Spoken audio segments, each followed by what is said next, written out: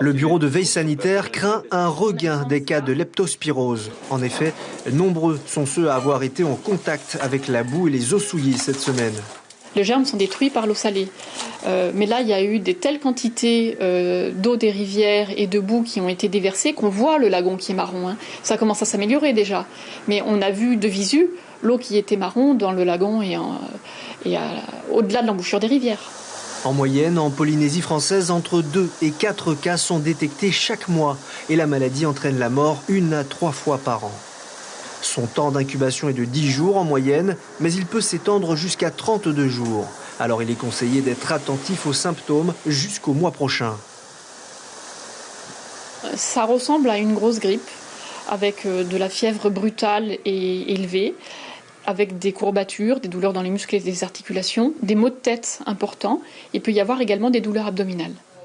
Il existe un vaccin contre la leptospirose pulmonaire, la forme la plus fréquente et la plus grave. Mais il n'est pas complètement efficace et peut engendrer des effets secondaires. À la Polynésienne des Eaux, 120 salariés sont vaccinés. Ils travaillent dans la boue et les rivières.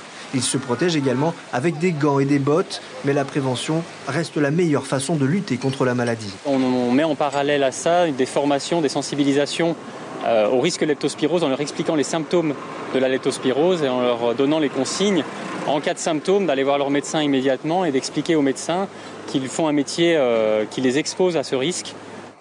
Il est très fortement déconseillé de se baigner dans les rivières ou leur embouchure ainsi qu'à la plage tant que l'eau reste de couleur marron.